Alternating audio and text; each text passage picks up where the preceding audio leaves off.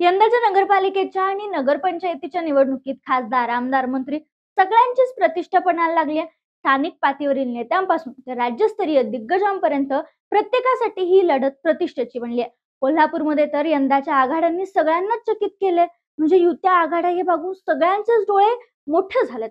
एकीकडे भारतीय जनता पक्षावर शिंदे गटातील नेत्यांना त्यांच्या पक्षात घेतलं जाते, पक्षांतर करून घेतलं जाते असा आरोप केला जातोय. आता हातकणंगल्याबद्दल बोलायचं झालं तर हातकणंगले हा जो लोकसभा मतदारसंघ आहे, ज्याचं प्रतिनिधित्व शिंदे गटाचे खासदार धैर्यशील माने करतात.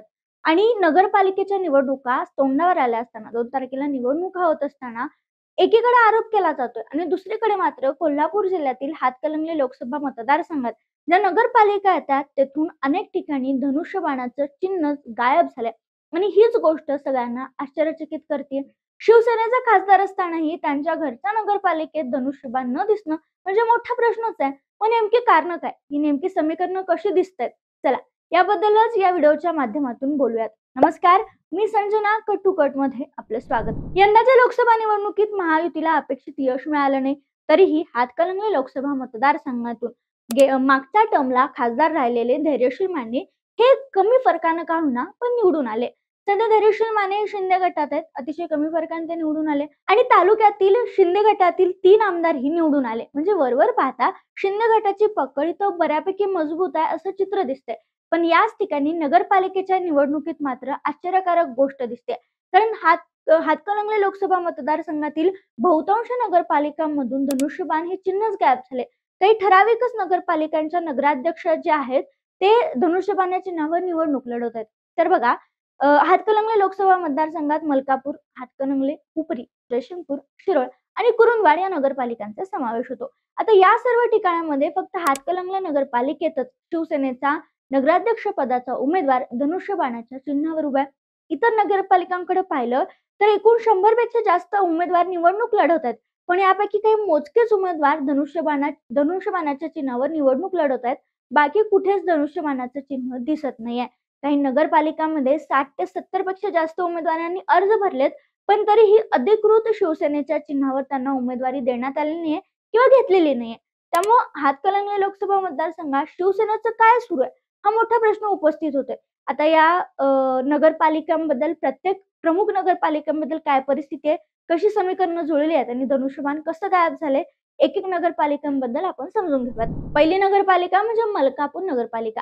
मलकापूर नगरपालिकेबद्दल बोलायला गेलं तर विनायक कोरे यांची जी जनसुराज्य आघाडी त्यांच्या विरोधात सत्यजित पाटील सुरोडकर यांचा गट, तसेच रणवीर गायकवाड आणि राजू शेट्टींची संघटना असा सामना बघायला मिळणार आहे. या ठिकाणी जनसुराज्य पक्षाशी शिवसेनेनं हात मिळवणी केली, त्यामुळे शिवसेनेचं धनुष्यबाण चिन्ह इथं दिसत नाहीये. पुढची नगरपालिका आहे ती म्हणजे शिरोळ नगरपालिका. शिरोळ तालुक्याचं राजकारण रंगतदार झाले. आमदार राजेंद्र पाटील यड्रावकर यांच्या विरोधात स्थानिक विरोधकांनी मोठं संघटन उभं केले. काही दिवसांपूर्वी काँग्रेसनं स्वाभिमानी शेतकरी संघटनेसोबत तालुक्यातील निवडणूक एकत्र लढवण्याचा निर्णय घेतला होता. त्यामुळे यावेळी यड्रावकरांसमोर एकजूट झालेले आणि आधीपेक्षाही अधिक दमदार आव्हान उभं ठाकले. आणि या सगळ्या घडामोडीमुळे झाले काय तर शिंदे गट इथे एकाकी पडल्याचं जाणवते. कागलमध्ये माजी खासदार संजय माडलिक अडचणीत असताना शिरोळमध्ये देखील विरोधकांची एकता पक्की होत असल्यानं यड्रावकरांसाठी ही जी परिस्थिती आहे ती अवघड बनत चालल्याचं सांगितलं जाते. कोल्हापूर जिल्ह्यातील चांदीसाठी प्रसिद्ध असणारं शहर म्हणजे हुपरी. आणि या हुपरी नगरपालिकेबद्दल बोलायचं झालं तर हुपरीमध्ये भाजपचे आमदार राहुल आवाडे गट विरुद्ध दौलतराव आघाडी गट अशी लढत होणार आहे. हुपरी नगरपालिकेत फक्त 5 उमेदवार शिवसेनेच्या चिन्हावर उभे आहेत. बाकी ठिकाणी शिवसेनेचं धनुष्यबाण गायब झाले. या निवडणुकीत भाजप, शिवसेना आणि आरपीआय या सगळ्यांची युती झाली आणि त्यामुळे इथे शिवसेनेचं चिन्ह दिसणार नाही. नुकताच काही दिवसांपूर्वी चंद्रशेखर बावनकुळे यांची सभा देखील हुपरीमध्ये पार पडल्याचं बघायला मिळालं. आता जिथं शिवसेनेचा नगराध्यक्ष धनुष्यबाणाच्या चिन्हावर उभा आहे अशी नगरपालिका म्हणजे हातकणंगले. हातकणंगले लोकसभा मतदारसंघ म्हणजे धैर्यशील माने यांचा पारंपरिक बालेकिल्ला. नगरपालिका असली तरी विकासाच्या बाबतीत कायम मागे राहिलेलं शहर म्हणजे हातकणंगले अशी लोकांमध्ये चर्चा आहे. आता याच नगरपालिकेच्या निवडणुकीत 6 पक्षांचे उमेदवार एकमेकांसमोर उभे ठाकलेत आणि यामुळे इथली जी लढत आहे ती खूप रंगतदार आहे. या रिंगणात एकनाथ शिंदे गटाकडून अजितसिंह पाटील, उद्धव ठाकरे गटाकडून अभिषेक पाटील, भाजपकडून राजू इंगवले, स्वाभिमानी शेतकरी संघटना व शरद पवार गटाचा पाठिंबा असलेले काँग्रेसचे दीपक वाडकर, अजित पवार गटाकडून दीपक कुनुरे, बहुजन वंचित आघाडीकडून संजय चौगुले आणि अपक्ष उमेदवार म्हणून झाहीर हुसेन जमादार अशी उमेदवार मैदानात आहेत. या सर्वांमध्ये एक महत्वाची बाब म्हणजे हातकणंगले नगरपालिकेत फक्त केवळ धनुष्यबाण या चिन्हावर निवडणूक लढवली जाणार आहे. त्यामुळे इथं चिन्हाचं समीकरण दाखवलं जाते. इथं कुठंतरी धनुष्यबाण चिन्ह अस्तित्वात आहे असं जाणवायला लागतं. पुढची नगरपालिका म्हणजे कुरुंदवाड नगरपालिका. कुरुंदवाडमध्ये यड्रावकर व रामचंद्र डांगे एकत्र असून त्यांच्या विरोधात मयूर संघाचे डॉक्टर संजय पाटील यांची एक व जयराम पाटील यांचं नेतृत्व मांडणाऱ्यांची एक गट अशी तिहेरी लढत होणार आहे. आता नगराध्यक्ष पदाच्या या सगळ्यांच्या लढती पाहिल्या या नगरपालिकेच्या तर बघा, हातकणंगले नगराध्यक्ष पदासाठी 7, चंदगड नगराध्यक्ष पदासाठी 3, आजरा नगराध्यक्ष पदासाठी 6, हुबरी नगराध्यक्ष पदासाठी 6, शिरोळचे 4, मलकापूर वडगाव येथील नगराध्यक्ष पदासाठी प्रत्येकी 3, मुरगुड आणि पन्हाळा नगराध्यक्ष पदासाठी प्रत्येकी 2 उमेदवार आहेत. कुरुंदवाड नगराध्यक्ष पदासाठी 4, कागलमध्ये 5, गडिंग्लजमध्ये 6, जयसिंगपूरमध्ये 5 असे नगराध्यक्ष पदासाठी लढत होणार आहे. आता जयसिंगपूर नगरपालिकेबद्दल बोलायचं झालं तर आमदार राजेंद्र पाटील यड्रावकर यांच्या विरोधात अनोखी आघाडी उभी राहिलेली दिसते. काँग्रेस, भाजप, स्वाभिमानी शेतकरी संघटना, राष्ट्रवादी शरद पवार गट हे चारही पक्ष एकत्र आल्यानं यड्रावकरांना सरळ सोटं आव्हान उभं राहिले.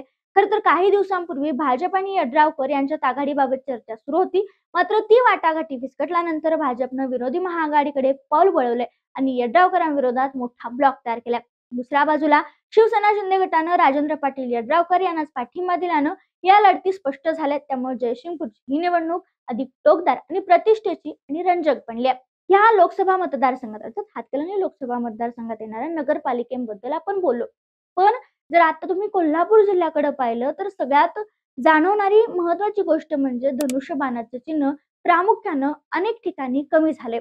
संपूर्ण जिल्ह्याचा किंवा जिल्ह्यापुरता विचार केला तर थेट 3च ठिकाणी नगराध्यक्ष पदासाठी शिवसेनेचं धनुष्यबाण दिसणार आहे. उर्वरित ठिकाणी मात्र आघाड्या केल्यामुळे वेगवेगळी चिन्ह मतदारांच्या नजरेला पडतील. आता ही परिस्थिती काही नवीन नाही, कारण अनेक जिल्ह्यात असंच झालंय. कुठं पक्षाचा बालेकिल्ला असतो, वर्षानुवर्ष एक चिन्ह चाललेलं असतं, पण आता राजकीय समीकरणं बदलली आहेत आणि चिन्हच गायब झाले. सांगलीत तर काँग्रेसचा बालेकिल्ला असून पंजाब चिन्ह जवळपास दिसेनासं झाले. काही ठराविक अपवाद किंवा गोष्टी सोडल्या तर कोल्हापूरमधील हातकणंगलेमध्ये शिवसेनेचे खासदार आणि 3 आमदार असताना देखील धनुष्यबाणाचं चिन्ह कमी दिसतंय. मग हा हा हा जो आहे तो योगायोग आहे की जाणून बुजून ठरवून केलेल्या आघाड्या युत्यामुळं पक्षाचं नेतृत्व करणारं चिन्हच गायब होते आणि हे कितपत योग्य आहे? या सगळ्या समीकरणांबद्दल तुमचं मत ते आम्हाला कमेंटमध्ये कळवायला विसरू नका.